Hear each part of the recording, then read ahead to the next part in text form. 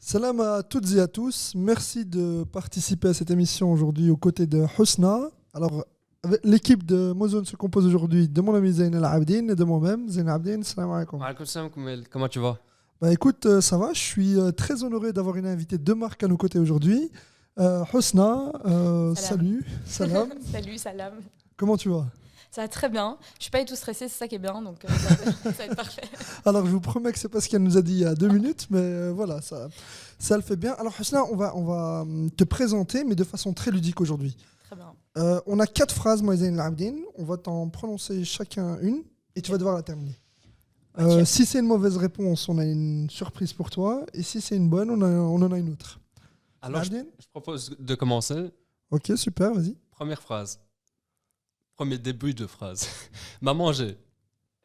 M'a mangé. M'a Ouais. mangé. Raté l'avion.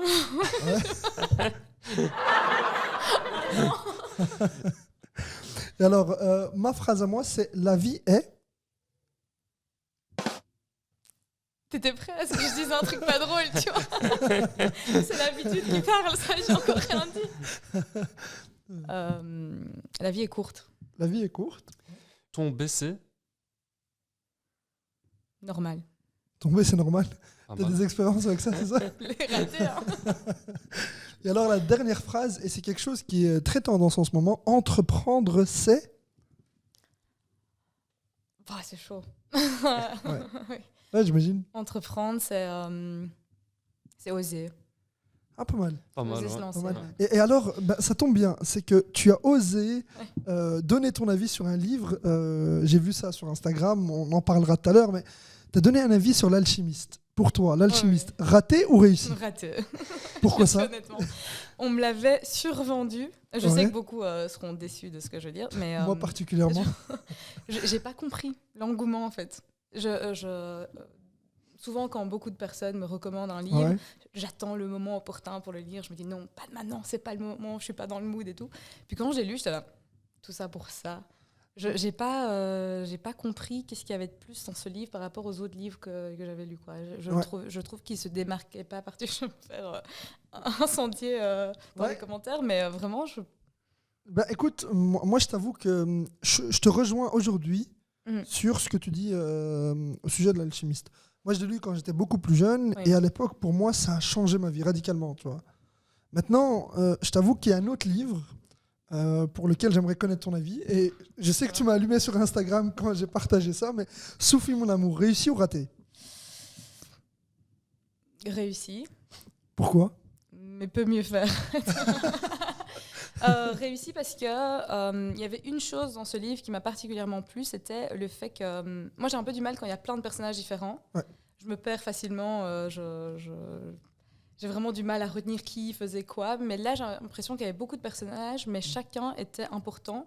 Ouais. Et donc, c'est un livre dans un contexte voilà, un peu musulman, soufi, etc.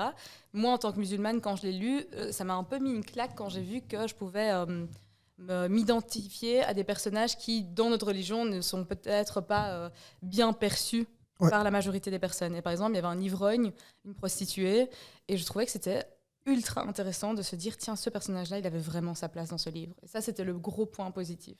Ok, Est-ce- d'accord, ouais. Est-ce que c'est un livre que tu conseilles à lire? Moi, je conseille tous les livres. Hein. Lisez Ouais. tout tant que vous pouvez, tant que vous avez. Je t'avoue qu'il te pose la question parce que je vais donner le livre et il devait le lire pour aujourd'hui. Et l'as j'avoue pas que lu? j'ai pas eu le temps de le lire. J'ai lu un résumé sur Internet, mais Super. je pense que ça fera l'affaire. Non, je le recommande. Oui, je le recommande. Moi, j'ai pris plaisir à le lire. Mais je pense que c'est comme l'alchimiste. En fait, ça dépend vraiment de la période dans laquelle tu es quand tu le lis. Quand tu as besoin de simples phrases qui peuvent te toucher ton cœur directement, je pense que c'est un bon livre. L'alchimiste, de nouveau, je pense que c'est... je l'ai lu dans un... Peut-être que je cherchais pas de réponse particulière à ce moment-là quand je l'ai lu et ça m'a pas particulièrement touchée. Alors que, par exemple, Sophie, mon amour, je l'ai lu pendant la période de Ramadan. Ouais. J'étais seule chez moi, j'ai un peu lu, je disais, ok, c'est important, c'est intéressant. Je mettais au fluo tous les passages qui me touchaient particulièrement. Et quand je relis ces passages-là, même maintenant, ils me touchent quand même. Ouais, Voilà, je pense que ça exactement, dépend. L'auteur d'un livre, il peut pas toucher tout le monde à tout moment, quoi. Donc Tout à fait. tu peux lire un livre, dire c'est le meilleur livre de ma vie, et 10 ans plus tard, vu que quand tu es, je sais pas, plus installé, tu as trouvé des réponses à tes questions, quand tu le relis, tu es là, bof. Tu vois. Et c'est pas grave. Oui, c'est pas grave. Et en fait, ça m'amène à autre chose. Parce que, donc là, tu dis, voilà, ce film L'amour, c'est un livre qui est réussi, on en apprend. Enfin, il faut le lire à un moment où c'est le plus intéressant pour soi, etc. Mais explique-moi, pourquoi tu as choisi les ratés pour le titre de ton podcast, donc ton projet de podcasting plutôt? Mais, j'ai eu. C'était complètement naturel pour moi de l'appeler les ratés, parce qu'on parle de nos ratés. Ma sœur m'avait conseillé d'appeler ça nos ratés, pour qu'on s'identifie pas, qu'il n'y ait pas cette étiquette de raté sur nous quand on vient en parler. Bien Mais sûr, moi, je me ouais. suis dit, non, c'est pas grave, on est des ratés et c'est pas grave. Ouais. Tu vois, parce qu'en fait, tout le but de ce podcast, maintenant on va en parler si tu veux, mais tout le but, c'est justement de dédiaboliser et normaliser l'échec. Ouais. Et du coup, j'avais pas envie de me cacher derrière un titre qui paraissait moins trash en disant nos ratés parce que les ratés c'était trop choquant. Mais non, parce que les ratés c'est pas grave d'être un raté. Et donc à partir du moment où c'est pas grave, je peux très bien mettre ce titre-là qui est un peu, voilà, ça peut être les ratés qu'on a dans la vie ou les ratés nous sommes des ratés. Je trouvais que allez, c'était un bon compromis quoi. Est-ce que c'est pas un cliché que tu dresses sur justement les gens? Dans quel sens? Par exemple, moi je vais donner un exemple. Si j'ai raté plein de choses dans ma vie, quand on va m'étiqueter de raté, c'est un cliché, tu vois. C'est quelqu'un, c'est un bon à rien. Et donc les gens qui raconteraient leur histoire, est-ce que c'est pas une forme de, comment dire, de discrimination, j'ai envie de dire, tu vois? Toutes les personnes qui viendraient partager ça avec toi se considéraient comme discriminées par les autres et par conséquent elles doivent prendre la parole en public par rapport à ça. Non, je pense pas. Moi, je pense que je sais pas comment dire ça, mais les ratés. En fait, vu que c'est quelque chose de pas très grave de Ouais. considérer comme quelqu'un qui a raté, ça fait pas de toi quelqu'un de raté de manière générale depuis ta naissance jusqu'à ton décès, Ouais. tu vois. T'es pas quelqu'un de raté, t'es pas un raté. T'as eu des ratés et venir te présenter en tant que quelqu'un qui est un raté, ça doit pas te déranger plus que ça, moi je trouve. Et du coup, les gens qui viennent dans ce podcast sont comme ça, ils se considèrent... voilà, il y a des gens, le raté, c'était il y a 10 ans, ils ont pris tout le recul nécessaire et ils arrivent à en parler en disant oui, moi j'ai raté ça, je peux en parler maintenant. Il y en a, c'était la veille. Donc, En fait, c'est pour opposer, si tu veux, un petit peu la tendance actuelle des success stories. exactement, moi c'est quelque chose qui m'a... Ouais. Je l'ai dit dans mon premier épisode introductif, hein, mais en fait, pendant mes études, je reprends ce qui a été dit, désolé pour ceux qui ont écouté l'épisode. Mais c'est bien pour Vous ceux êtes qui ne l'ont trois. pas écouté. Non. Désolé Ils sont pour un mes peu plus, parents et hein. mes frères et sœurs qui ont écouté. Nous aussi, on l'a écouté et franchement, c'était très agréable. Merci beaucoup. Ouais, vas-y, tu peux reprendre. Ouais. Non, il n'y a pas de souci. Mais, écoute, J'ai un bug. c'est que je te parlais des success stories. Donc, je te disais, est-ce que c'est pas une forme justement d'opposition à toute cette tendance-là actuelle? Tout à fait. Je le dis aussi dans mon premier épisode. En fait, pendant mes études, donc moi, le premier épisode, je parle de mes ratés à moi. Et mes ratés à moi, c'était particulièrement pendant mes études, les échecs scolaires, etc., académiques à l'université, etc. Pendant mes études, je regardais beaucoup de vidéos sur YouTube, je sais pas, peut-être des influenceurs ou même genre des vidéos, tu vois, le mec qui vient prêcher sa success story. J'ai réussi, mais croyez pas que c'était facile. J'ai galéré pendant 20 ans. Mais il parle pas de ces 20 ans-là. Ouais. Il vient juste parler de la fin quand tout va bien et qu'il a réussi. Et nous, on est dans un moment où rien ne va et on voit ça. On fait très bien, ok, tant mieux pour toi, mais comment t'as fait? Et personne n'explique. Et moi, j'en avais marre de ça. C'est très bien. Je pense que c'est une bonne façon de motiver les gens, peut-être. Ouais. Mais c'est pas suffisant, quoi. Il y a un moment, il faut creuser le passif aussi de la personne. T'as réussi, c'est très bien, mais on sait très bien qu'il y a eu des efforts de dingue derrière. Et viens, on en parle, quoi. Donc, si j'ai bien compris, tu essayes de normaliser le fait d'avoir raté Clairement. et ensuite partager avec les autres l'expérience qu'ont vécu des centaines de millions, de milliards de personnes. En fait. C'est tout à fait ça. Je pense que je parle de sujets qui sont des fois très anodins, comme quelqu'un qui aurait raté ses études ou son permis, et des sujets beaucoup plus sérieux. Par exemple, la relation avec la maman qui a été ratée selon la personne, ou quelqu'un qui a perdu son domicile. Donc c'est beaucoup plus sérieux et grave. Et je pense que ce soit l'un ou l'autre, ça peut arriver à n'importe qui. Il y a beaucoup de gens qui peuvent se reconnaître aussi là-dedans en écoutant. Donc je pense que c'est bien d'avoir cette palette de ratés. Et je pense que ça peut toucher tout le monde, honnêtement. Justement, c'est assez intéressant ce que tu dis sur le fait que ça peut toucher tout le monde. Tu as donné un exemple, par exemple, de quelqu'un qui parle de sa relation avec sa mère. Pourquoi est-ce que tu ne nous invites pas justement à parler des épisodes ratés avant celui-ci, tu vois? Moi, je veux bien. Et c'est quoi qui nous empêche de participer à tes côtés? Mais vous êtes les bienvenus. Vous êtes les bienvenus. J'ai eu un peu du mal en proposant aux gens de venir témoigner, d'avoir des témoignages masculins. Ouais. C'est quelque chose que j'ai moins eu. Donc j'ai moins avancé parce qu'on s'envoie des audios avant, puis on se rencontre. Il y a tout un truc avant. Et ça s'est pas beaucoup passé avec les hommes pour le moment. Et c'est quelque chose que je regrette. Je vais faire un appel à témoins. Ouais, donc venez participer à ses côtés. Venez oser. Je pense que soit les hommes n'ont... Enfin, de mon entourage, hein, parce que évidemment mon podcast n'est pas non plus intergalactiquement reconnu et connu. Non, on te le souhaite. Mais bientôt. Je pense que ces hommes-là, peut-être qu'ils ont soit du mal à en parler, tout simplement, à venir. C'est quand même quelque chose d'assez public. Et s'ils sont pudiques par rapport aux choses qu'ils considèrent comme négatives dans leur vie, ça peut être difficile de venir en parler. Soit c'est parce qu'on a tout ce qui est masculinité toxique, on a appris aux hommes de montrer comme quelqu'un de se montrer comme quelqu'un de fort, comme quelqu'un qui enchaîne les succès, en fait. C'est exactement ça. Je pense qu'on nous a toujours appris, parce que je me vends ce que tu expliques, on nous a toujours appris à être fort et à ne pas partager avec les autres nos échecs, ce qui n'a pas été dans notre vie. Et ça, c'est une grosse erreur, en fait. Évidemment, je généralise pas. Je suppose qu'il y a plein d'hommes qui le feraient avec plaisir. Mais je pense que, en tout cas, dans les hommes que moi, je connais autour et que je vois dans mon entourage, je vois qu'il y a... c'est même pas une pudeur. C'est quelque chose qu'on devrait... C'est presque un tabou, quoi. Et donc, je trouve ça dommage. Moi, comme je vous disais, je rêve qu'un homme vienne me parler, par exemple, de ses échecs amoureux, quoi. Quelque chose de vraiment pour casser le tabou de A à Z. Justement, pour passer à un sujet suivant, tu as 4500 abonnés sur Instagram. Oui. Tu vois, comment se fait-il qu'aucun de tes abonnés masculins ne s'est porté volontaire pour participer à tes côtés à ce projet? Pour participer à mes côtés ou Ouais, à tes côtés, pour les rater, ouais. Voilà, pour participer à un épisode. Participer, partager ça. J'ai eu 3 personnes qui sont venues sur vers 4500. moi.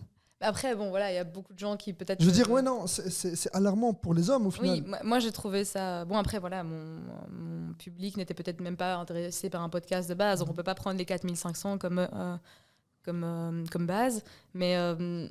il y en a qui sont venus vers moi et qui après m'ont dit non, en fait je ne me sens pas prêt à en parler. Okay. Ou bien est-ce que ça peut être anonyme, ou est-ce que tu vois, j'ai eu ce genre de ce que je comprends, mais le problème c'est que c'est un podcast et du coup la voix va rester quoi qu'il arrive, parce que ce serait embêtant d'écouter une voix autotunée pendant 20 minutes. Du coup je pouvais les ramener sous un faux nom, mais je peux pas promettre que personne le reconnaîtrait. Du coup c'est peut-être ça qui a fait qu'ils sont désistés un petit peu. Et ta carrière sur Instagram, parce que tout à l'heure je te posais la question, je te disais, est-ce que tu te définirais comme Instagrammeuse ou influenceuse? Au départ je t'avais dit influenceuse, tu m'as dit non, je préfère Instagrammeuse. C'est quoi la différence entre les deux déjà, pour commencer? Aucune idée. En réalité, j'en ai aucune idée. J'ai juste l'impression qu'influenceuse, si ça sous-entend une certaine influence sur les gens, moi j'ai pas l'impression d'influencer les gens. En tout cas, je le recherche pas. Est-ce que tu en as fait ton métier?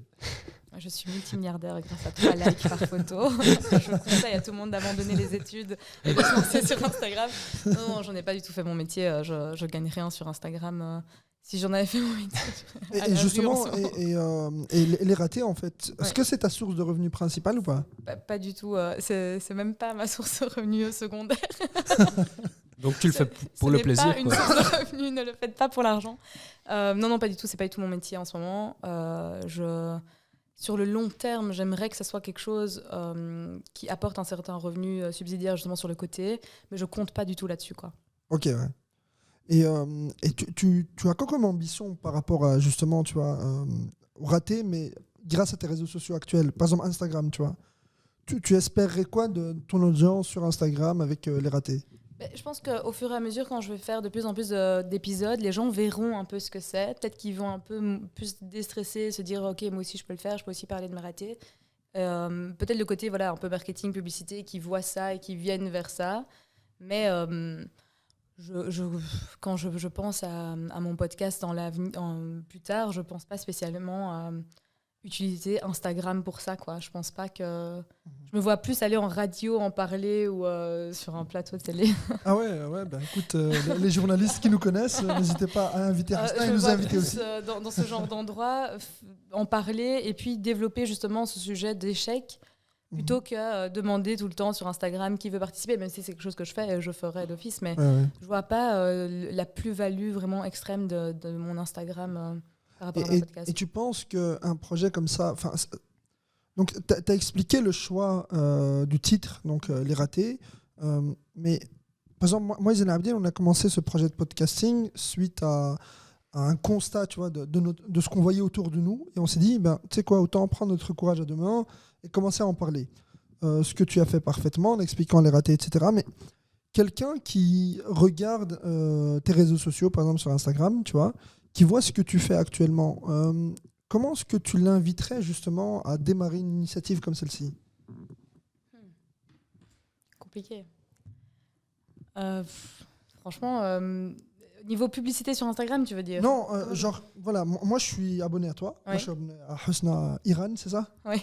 Voilà, donc je clique dessus, voilà, je m'abonne, pardon, et je vois ta vidéo sur tu vois, les moments marrants de ton premier enregistrement.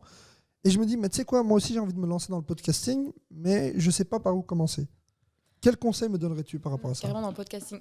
Moi, je pense que j'ai pas assez d'expérience. Si vous voulez, je vous raconterai comment j'ai enregistré les 2 premiers épisodes. Tu pourras nous faire un parler, l'épisode introductif, quoi. Bah oui, je peux en parler. Moi, je savais pas. J'ai jamais su monter un son.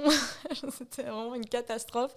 Le fait de faire le montage, le fait d'enregistrer. Mon frère avait un micro. Je sais pas quelle est la marque de ce micro. Je sais pas quel est voilà, je sais rien. Moi, à la base, je fais de la photo et donc voilà, c'était pas choquant de voir tout ce qui est micro, image, etc. Mais vraiment, je m'y connaissais pas.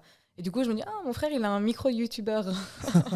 Du coup, ça fait être un micro de podcaster. Let's go. J'ai vu que la qualité était correcte et je me suis entraînée avec ça. Et puis, je me suis dit, mais en fait, c'est pas possible de parler d'une traite. Je vais bégayer H24, donc je ne pourrais pas.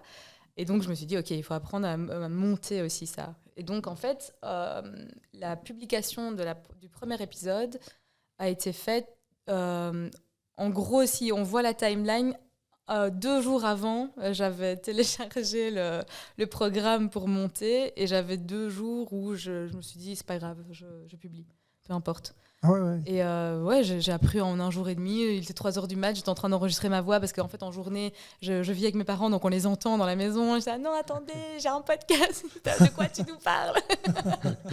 Et du coup, quand c'était, voilà, tout le monde dormait, il y avait le grand silence dans la maison. Là, j'ai enregistré, il était genre 3h du matin. Le lendemain, j'ai publié, quoi. Ok, ouais. Donc, il y a un moment, il faut se lancer. Donc, un conseil que je pourrais donner, c'est ne pas attendre que ce soit parfait. Moi, ça a été un problème pour moi parce que je voulais le lancer depuis très longtemps.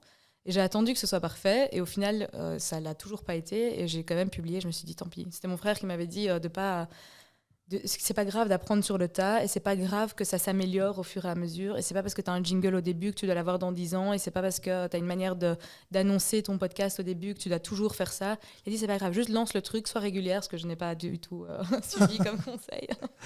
Mais c'est ce qu'il faudrait faire, en fait, je pense. Il faudrait oser se lancer, avoir un sujet intéressant, donc vraiment qui te passionne et tu sais que ça pourrait toucher certaines personnes, se lancer là-dedans. Et puis s'il y a un problème de montage comme moi j'en ai eu, c'est pas grave. Si quand tu lances l'enregistrement, tout ne se passe pas parfaitement, c'est pas grave. Au final, si le produit est assez bien pour que quelqu'un l'écoute pendant 15-20 minutes, je pense que tu as gagné, tu as lancé ton podcast, quoi. Tu n'as pas besoin de plus que ça. Et si on te demandait de définir les ratés, tu définirais ça comment? Comme un projet de société, d'éducation, d'actualité? Un programme politique. Vas-y. Simplique-le. Je pense que ce serait un mix entre du développement personnel et de l'humour. Parce que le sujet, en fait, est tellement lourd pour tout le monde, et tellement...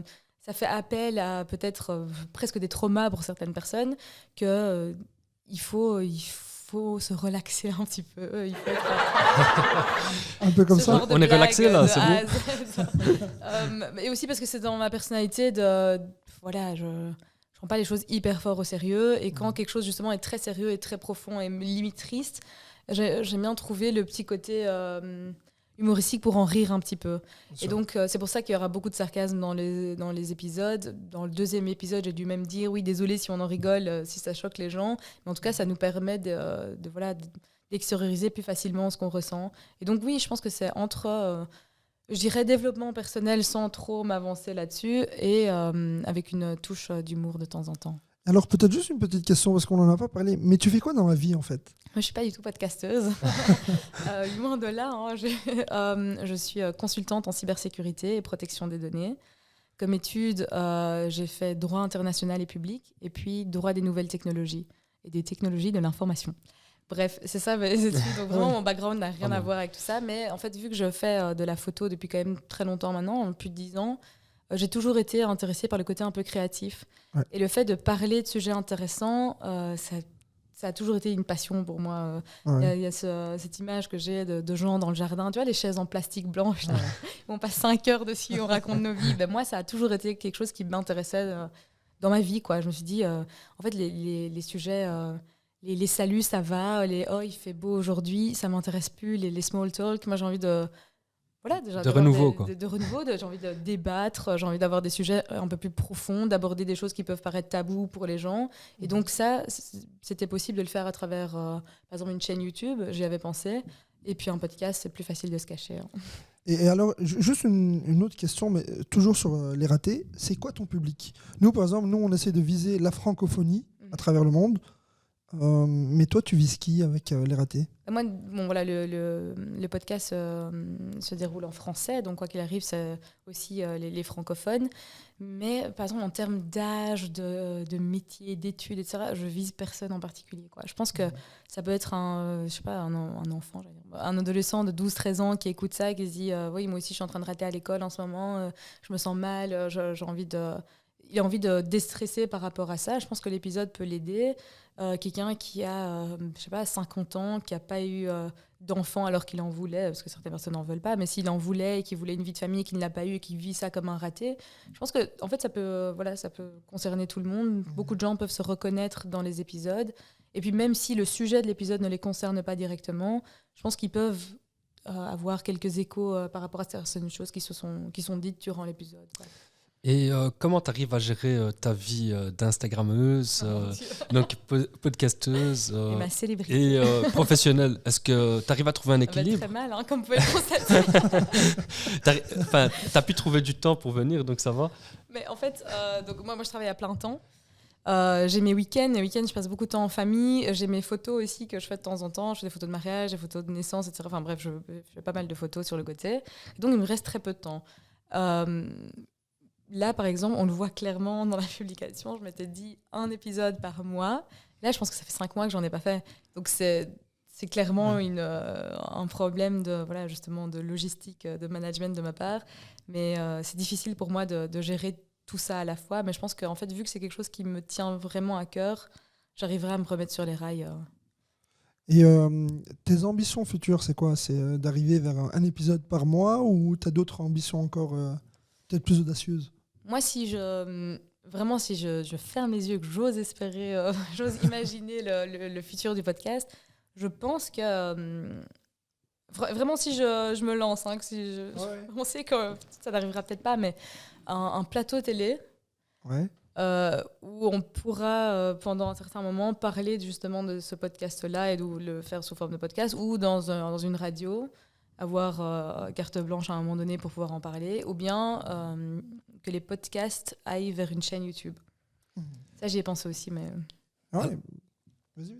Alors, Husna, j'ai vu que sur ton profil Instagram, tu avais publié donc un statut comme quoi tu serais invité pour le 3 novembre, je pense. Est-ce que tu peux nous en dire plus? Est-ce que... De temps en temps, je suis soit appelée, soit moi je suis intéressée par le projet pour des interviews, des choses un peu, des petits débats, des questions, enfin des podcasts aussi sur les identités, etc. Et là, c'est une vidéo en fait qui va apparaître, mais ça a été enregistré il y a 1 an et demi, quelque chose comme ça. Ah oui, quand même. Ouais. Ça date, mais bon, voilà, il y a eu le Covid, c'était un peu compliqué, mais c'était une expérience super intéressante. On m'a interviewé par rapport à ma vie. C'était donc avant les ratés, ça n'a rien à voir avec mon podcast. C'était avant ça. C'était par rapport à mon vécu, ma pratique religieuse, le voile que je porte, les différentes identités que j'ai, la photo, un peu voilà, tous les aspects de ma vie. Et c'était vraiment très intéressant, dans un cadre bienveillant. J'ai bien aimé le faire. Ça s'appelle Humain. Et donc, pour ceux qui veulent suivre, la vidéo, elle sort le 3 novembre. Bah écoute, on a hâte. Et tu es souvent appelé pour t'exprimer sur des sujets divers comme le voile, etc. Ça n'a rien à voir avec la nature première de ton invitation, mais...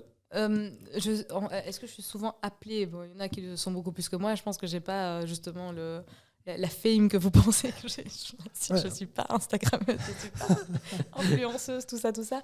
Mais oui, c'est vrai qu'on m'appelle souvent pour certaines... tout ce qui est un peu audiovisuel et pouvoir s'exprimer sur certains sujets. Souvent, quand on a besoin de quelqu'un qui parle aussi de sa pratique religieuse en Occident, par exemple, ils sont intéressés par mon profil, mais je refuse beaucoup. Donc, parce qu'en fait, j'ai remarqué que... on clôturera là-dessus, je pense, mais souvent, quand on appelle des femmes qui portent le hijab, sur que ce soit des plateaux de télévision ou des podcasts ou des chaînes YouTube, c'est pour qu'elles parlent de leur voile.